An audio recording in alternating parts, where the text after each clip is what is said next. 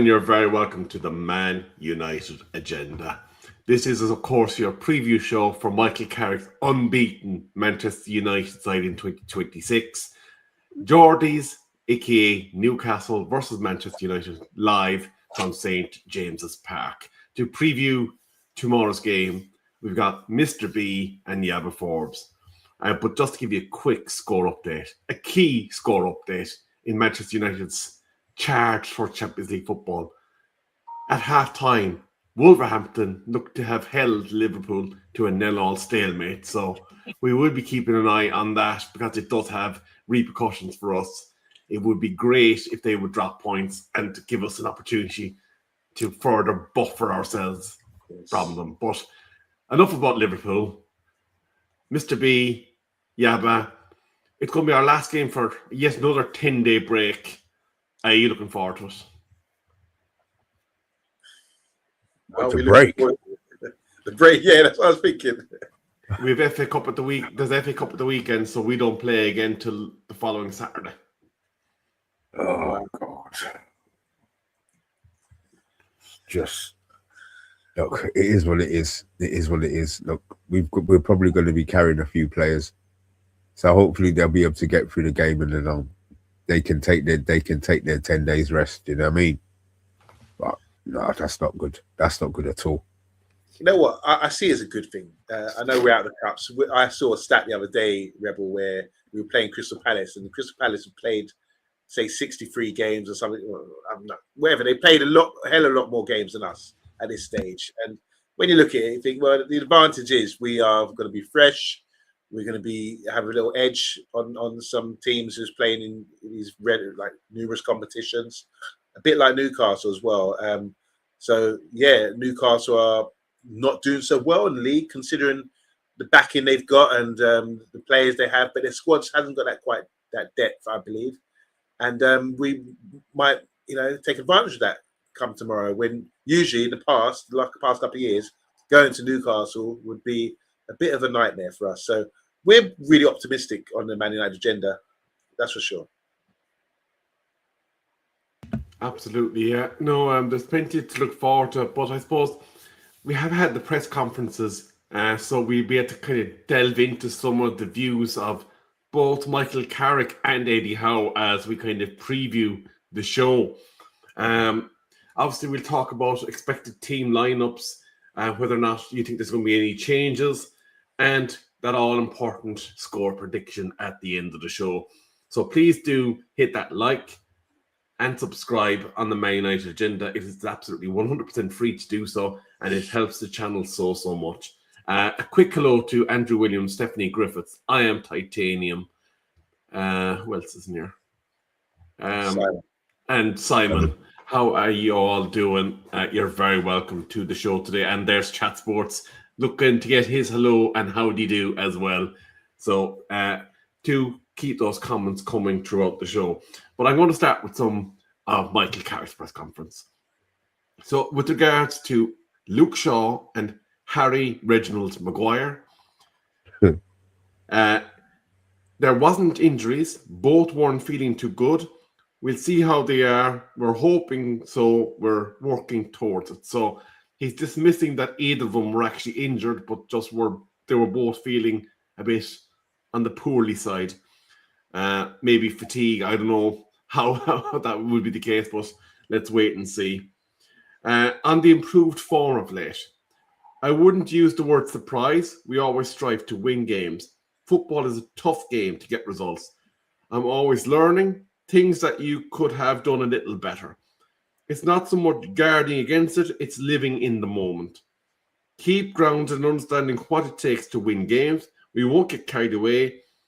You have to feed off the confidence, understand that runs of wins are hard to come by. We are hungry for more and we want it for as long as it will last. So your thoughts on those first two comments in the press conference? Yeah, I mean, look, he's speaking the truth. And I think with Michael Carrick, he plays very calm. The way he played his football, very calm, very cool.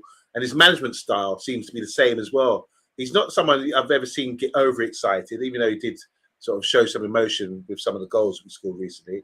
but he's saying the right things and and you have to remember, does he know?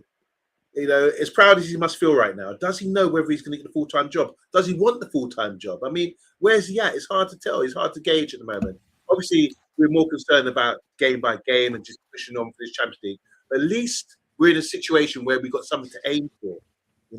Even if it's not the title, we're aiming for that Champions League spot, and that's going to be major success and make all the fans proud. So he's in a position where he could be boasting up right now and having all these slogans to make out there, yeah, it's all about me, but he's not. He's making it about the team. He's got that balance, fine balance about him. So I really like in his press conference and as a man as well. So yeah, he's saying the right things for me, Rebel. Mr. B, just to add an answer, because it's not in the press conference snips that we've got today, but with regards to the full-time position, Michael Carrick was asked about it in one of the interviews that he done today, and he said, I am concentrating on getting those last 10 games in the season. He's not looking to the future. He's looking at getting the best possible results in the remaining 10 games possible. So he seems grounded in with regards to his view on whether or not he'll get the full-time job, along with those, I suppose, very kind of astute words that he used with regards to runs of games and winning mentality. Yeah, he talks the talk. At the moment, he's able to walk the walk.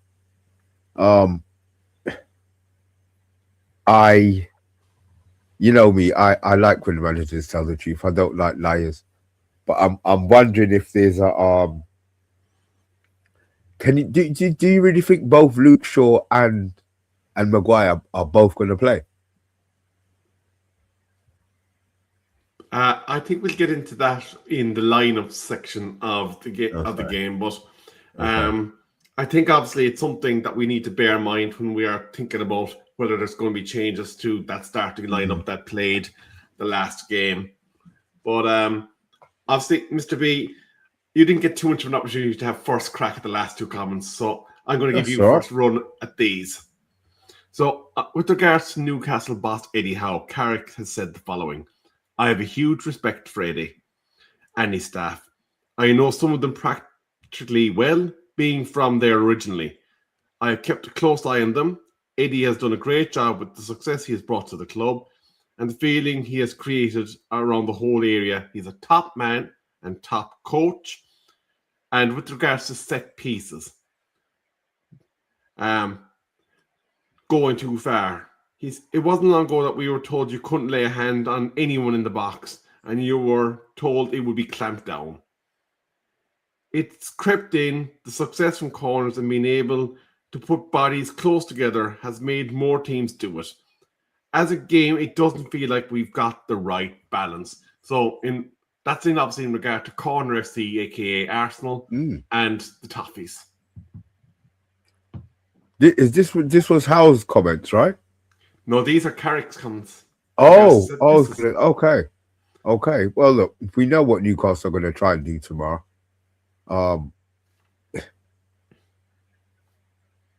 We just have to be prepared for it. I think the last game we played was the game before where they was all trying to punch us in the when Manu had the WWE Snapchat up. They're going to be, look, it's the way football's gone. It's just the way that it's gone. There's nothing you can do about it. They're not going to change the rules mid-season. You know what I mean? People have been scoring corners all the time. It's just that maybe this season it's been emphasized a little bit more. Maybe what clubs need to do is learn to how to defend those corners to stop. You know, there must be a couple of things that can work. You know, so it's up to the managers now to work out how to counter whatever these teams are doing. I don't know what it is. I have no idea what it is, but this is why these guys get paid the millions or the hundreds and thousands of grands a week. It's their business. It's their job to sort it out. In regards to what was the other one? What was the other part of that question, Rebel? Well, he was talking about his respect for Eddie Howe. Okay, and, how he's a great manager. Managers, even if they hate them, they never say that they're pussy holes, do they? do you ever hear a manager say there's beer managers out there who must hate Jose, but you never hear them say in a press conference, or them saying, oh, they respect them and they blah blah. I take absolutely no notice of that. I don't take any notice of that at all, because that's a whole lot of bullshit. That's just them towing the PC line, you know what I mean? Very true. Yeah, but and I'll say, well, let you come back on this one as well, Mr. B. It's in regards to the praise being heaped on Mr. Bruno Fernandes. There isn't a lot I can add with Bruno. He's been here such a long time. He's had success in different ways, showing what he's all about, taking responsibility and showing up in the ups and the downs. This sums up Bruno and his character and consistency. He's been a major plus and a fantastic sign since he came. I'm sure that will continue. A hint maybe that Bruno might be staying at Manchester United and may not be looking to depart.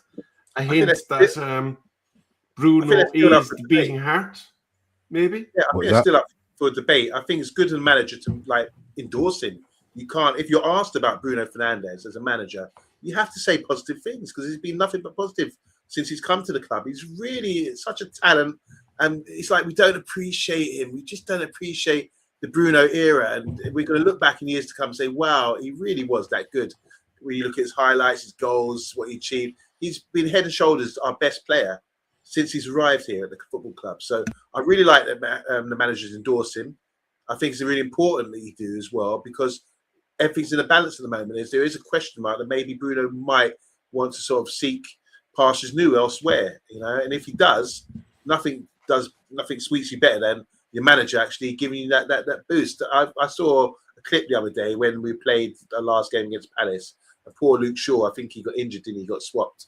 And while that was going on, Bruno was going around to every man on the pitch and just like encouraging them and, you know, giving them good sort of team talk and, you know, a bit of motivation. And that's what you want to see. Everyone talks about the negatives, which they feel is like, oh, he throws his arms up in the air, whatever. But what about all the free kicks he's won by doing that, you know? But the positives completely outweigh the negatives, especially as a captain and a leader as well. So I think he's getting his dues, and I think the quality always rises to the top. Like with Harry Maguire, you see that the quality has come back. You can't deny him. If you want to hate him, take it personal. You can't, because his quality will come through. And the same applies with Bruno. And both of them are being our captain, and rightly so. I didn't know you had dandruff, Yaba, mentioning Head and Shoulders. Yes, very good one. Very good. Just for men, that's what you need, mate. I'm quite happy with my Chrome done. Thank you very much. I know you're not talking. You're not in here talking about hair. Yeah, do I have to put my hood up? Yeah, but Mr. B, talk to us about Bruno and the comments on Bruno. We're seeing in the chat that people are saying that there's more smoke being blown up his keister, that we should take the money and run the summer. All sorts of varying kind of viewpoints. What are your thoughts? If we didn't have Bruno this season, we wouldn't be third. Regardless of what he's done years gone by, you know, if he wasn't in this specific this season, his assist numbers and the numbers he's putting in are great. So look, if we get Champions League, Bruno stays. What I don't want is to stay on more money. That's what I don't want. I don't want him to stay on more money. You know, they're already going to get a 25% increase going back into the Champions League, which is fine. They deserve it. But don't give him any more wages. Don't give him any more money. You know, sort it out so that he stays or he does an extension or whatever. That's fine. And if they can't agree, then sometimes you have to move on. You know, we've had better players than Bruno at the club. You know, I love Bruno. I'm not poo-pooing anything that he's done this season, but the club moves on. So, you know, if the recruitment's been good this year, you know, this summer all of our players have done well. So if we have another summer of that with midfielders that we're picking up, we have to trust. Maybe we won't trust them.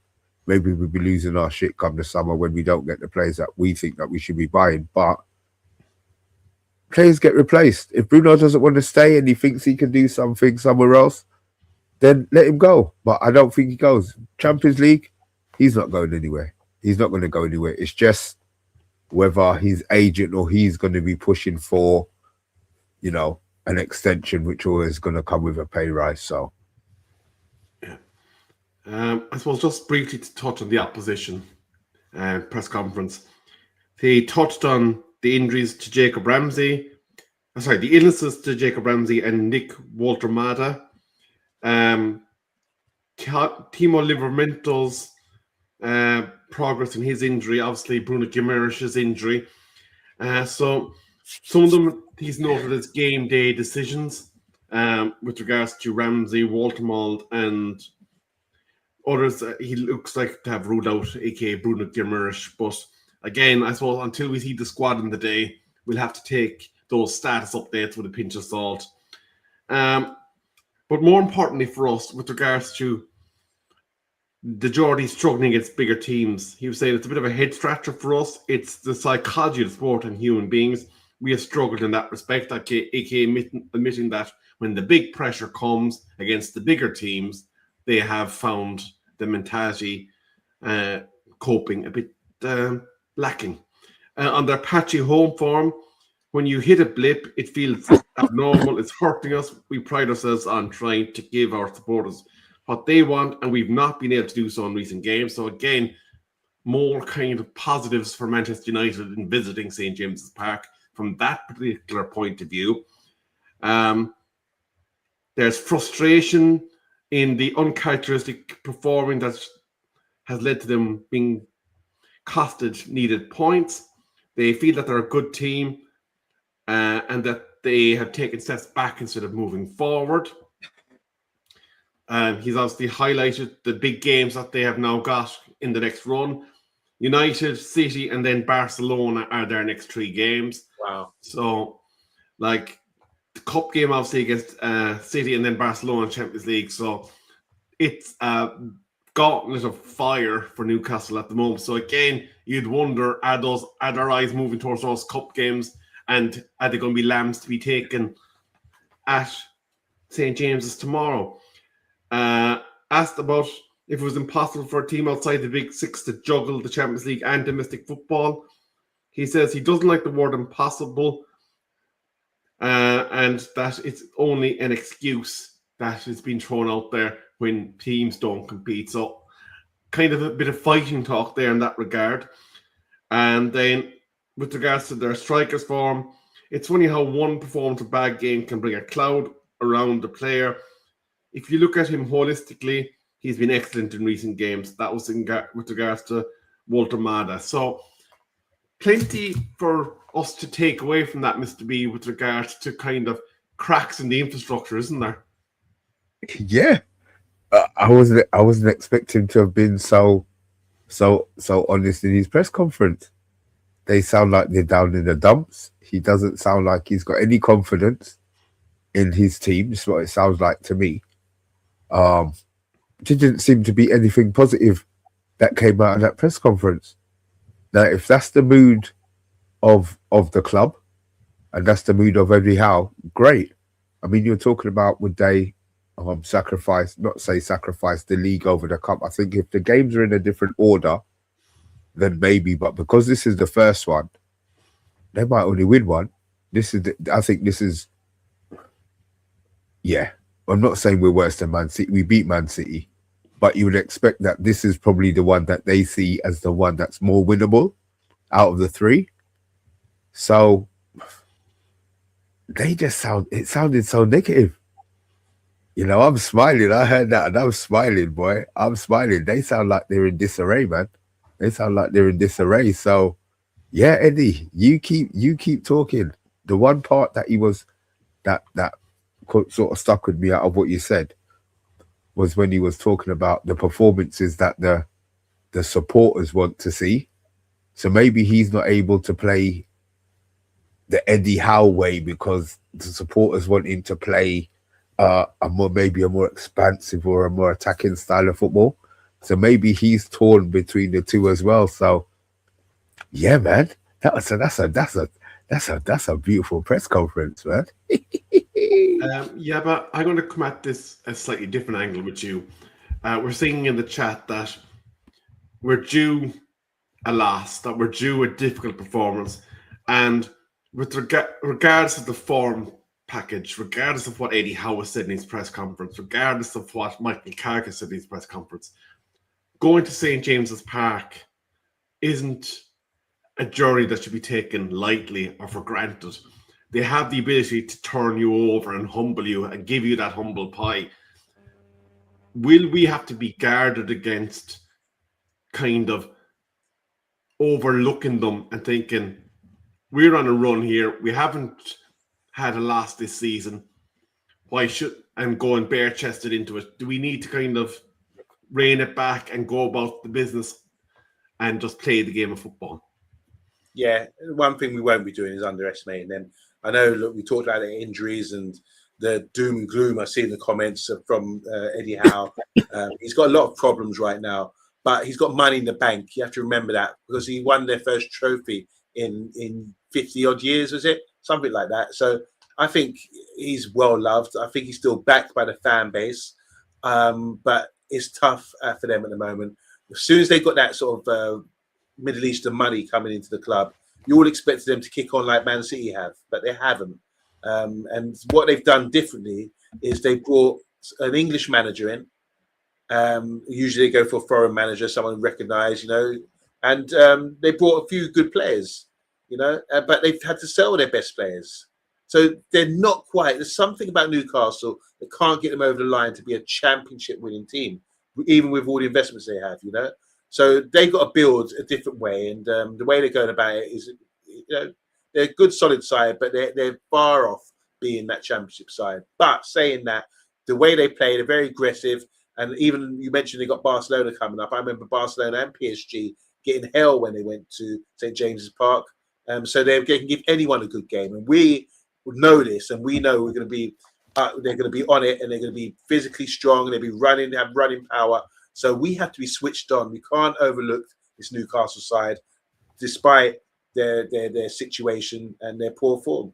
So yeah, let's go in there, guns blazing, and just have a battle with them like we did back in the day in '96. I think on the 4th of March 1996 is when we took a battering from them, and Cantona turned up and scored to make it 1-0. Remember that? But then they beat us 5-0 as well. So Newcastle's never been an easy game away from home. It's a great stadium. They've got great supporters, and we really can't switch off at any time just because we've won on this sort of unbeaten run. Let's go out there and just take each game like a cup final, and doing that will really sort of inspire, because we've got the breaks as well between games and we're well rested. That would inspire us if we've got that sort of attitude going into the game and saying, right, give it our all. Yeah, no, there's definitely a lot of comments regarding the Newcastle difficulties, and obviously PSR is a major issue for them, because obviously not every club is like Manchester United that generates global incomes from massive sponsorship deals, massive fan base, and a global reach that is the envy of 90% of world football clubs. But let's move on to talking about the possible lineup. Now, I'm going to borrow one that somebody else has actually posted in the chat. It's actually from our friend, Mr. Simon. And actually, just before I move on to that, Jamie Vargas, live watching us in Dallas, Texas. A big how do you do to you. I will mention your score prediction later.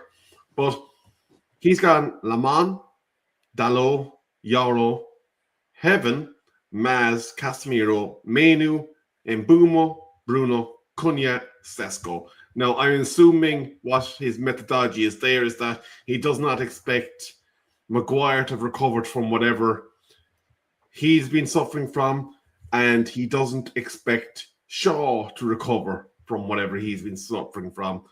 But kind of bearing in mind the question marks there, and obviously if they're fit enough, they probably will start. Any changes you'd be making to that? You're muted, Mr. B. Sorry. I think that team's right. I think that's the team that plays. I just have a feeling that, sure, Shaw's played virtually every minute of the season. He's not going to want to come off. I just think the turnaround as well between the games is too quick. I think that's the team that we play. I don't like the two centre backs. I want someone there as a leader. Who would you play?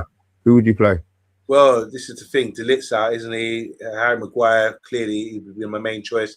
Martinez is out now. So all the experienced ones, the ones that lead and you feel safe with, are not present. So it's a great game for one of these two, Euro and Heaven, to sort of remind us that they're the future.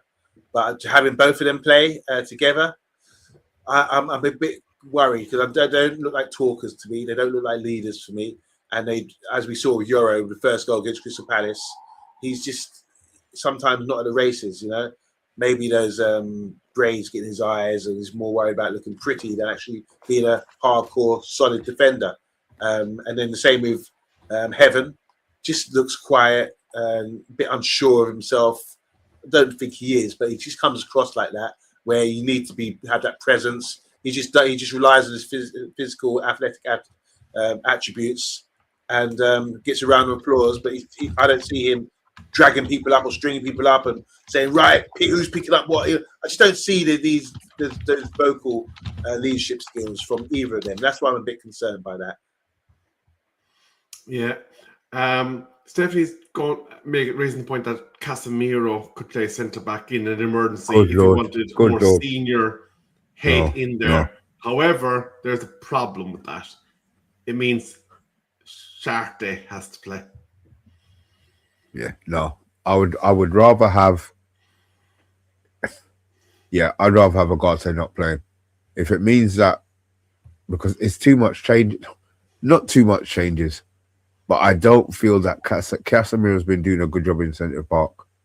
So I would rather he stayed there. It would have to be Heaven. It would have to be Heaven and Euro, you know. And I say you hope that obviously would be a target for Eddie Howe and the Newcastle team, but it can't be anything else. He's given Agate 5 minutes, 10 minutes, maybe 20 minutes max in all the games that he's been since Carrick's been here. So he obviously doesn't trust him. So I'm not moving Casemiro, and I'm hoping at least one of them. Whether Maguire's fit, it's no problem. MAZRAOui can go in. Whether if Maguire's not fit, would you play Shaw and Shaw's the one that's fit? Would you play Shaw at centre back? Yes. You would play him at centre back, yeah?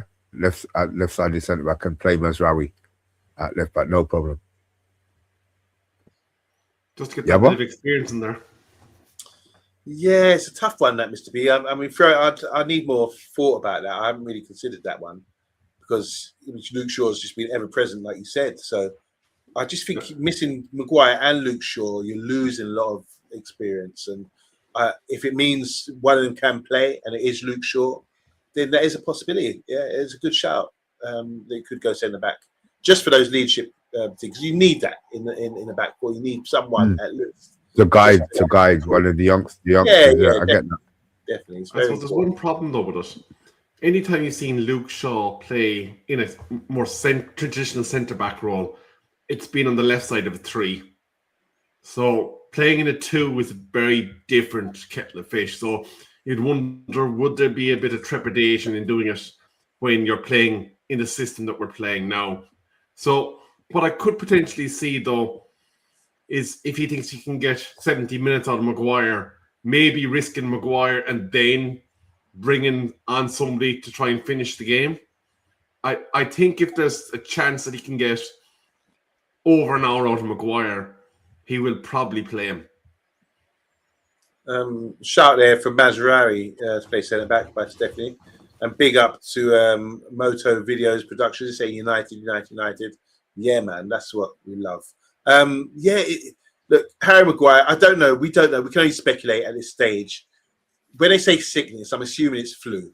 I'm assuming it's some sort of flu or cold going around. change of weather, spring's coming in. Who knows what it is? But if it is flu, surely, I mean, Michael Jordan played in one of the championships with full-blown flu, apparently. But some people say he's up all night gambling, but who knows? But it's one of them ones where it does affect your performance having the flu.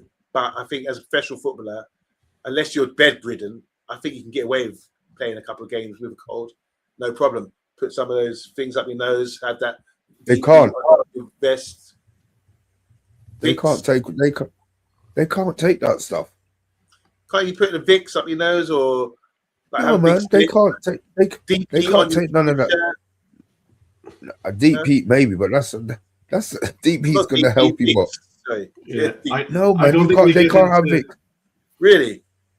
Yeah, those things they're not allowed to have. I don't think we're going to get into the finer points of doping policy and anti-doping policy. But just before we move on to the score predictions, we did mention briefly there that there seems to be a lack of trust in Ugarte. And I thought it was interesting that it seems Michael Carrick is actually praying for Toby Collier's return sooner rather than later so he can actually meld him into the rotation in that centre midfield. It seems like Toby Collier has jumped Ugarte in terms of the rest of the season outlook, and they're hoping he can get fit. So just your thoughts on that quickly before we get to score predictions. Yeah, I would actually love that. I think people forget, like when Toby came on the scene, we watched him a few games. There was a few ums and ahs about his performance, but everyone was like positive about his attitude and application, you know. And I think he's been away from the scenes, behind the scenes, been on loan, I think, as well. And he surely, I haven't seen him for a year. Surely he's grown and matured. And if we do see him on the pitch ahead of Ugarte, I'll be excited to see how he's developed, because I just feel that he's got something about him. And when you look at Newcastle, they got a lovely midfielder they brought through, a local lad as well in midfield. They brought through and they pushed with him, and he's played in big games, had great experience, you know. And I think Miley, whatever his name is, really talented player. But I don't see much difference between him and our boy, Toby. So I'd love to see Toby come back in. And it would be great because I saw Heaven got a game the other day. Once again, Michael Carrick is shuffling the back really well and keeping players on the toes and keeping them motivated. So if Kobe comes in, as a Man United fan, we'd love to see that, because it would just inspire the youngster, and he could turn out to be a good player for us. I haven't written him off just yet. Obviously, Yabba has been waxing lyrical like he's a kid on the street, but apparently he's only a year younger than Mesut Ugarte. People develop at different ages. Remember Lingard, he didn't develop until he was like 23, 24 as well. So I think, you've got to be mindful. Do you want to come in on this, Mr. B, or are you happy to let it lie? No, I'm happy to let this one lie with Yabba. Fair enough. Right. I'm going to ask you to ponder your score predictions and give your reasoning behind them. But quickly, Mr. Polis, 1-1 tomorrow with the goal coming from Casemiro. We had Simon saying 2-1 to Manchester United. Sesko will score again, possibly late as usual. Our correspondent from Dallas, Texas, saying 3-1 to Manchester United. And is there any update on Martinez and De Ligt? Martinez apparently is on his way back. It's a short-term injury. De Ligt, we have absolutely nothing. He's now been missing for 4 months, and that does not bode well for his health, I would imagine. Stephanie Griffiths is going for a bit of a score fest in United edging it 3-2. She did not disclose which United, but I know Stephanie means the great and honourable Manchester United. Monty Vids was telling us that there's a Sesko brace loading. And I think that's all our score predictions. So, and Andrew Williams just came in there with 1-0 Man United due to history. But the head tells me 2-1 though. So who is going first to the score predictions? Who's putting their head in the chopping block? It depends what team we can I give you two, depending on the players. No.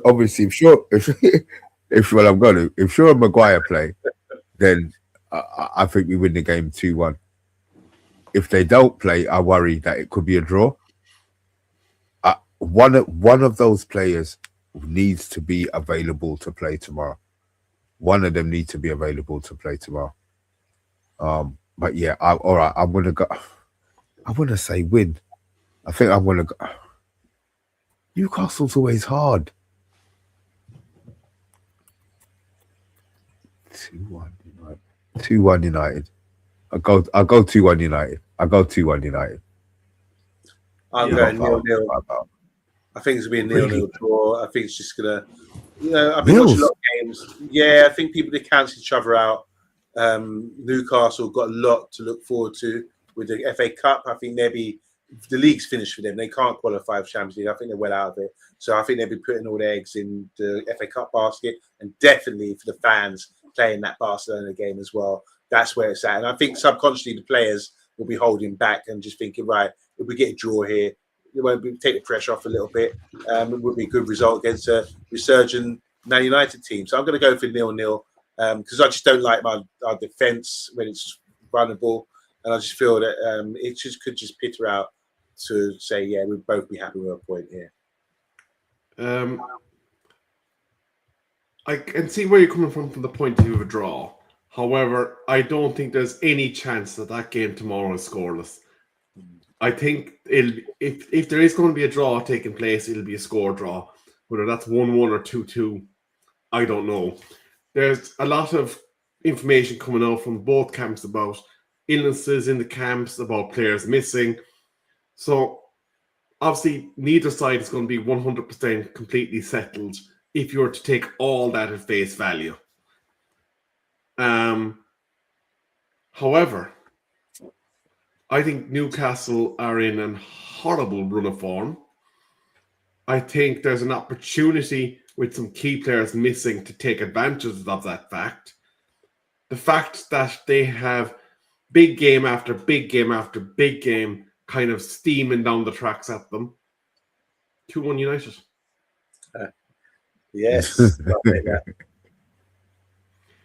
But there's a couple more in the chat. Chat Sports saying 2-2.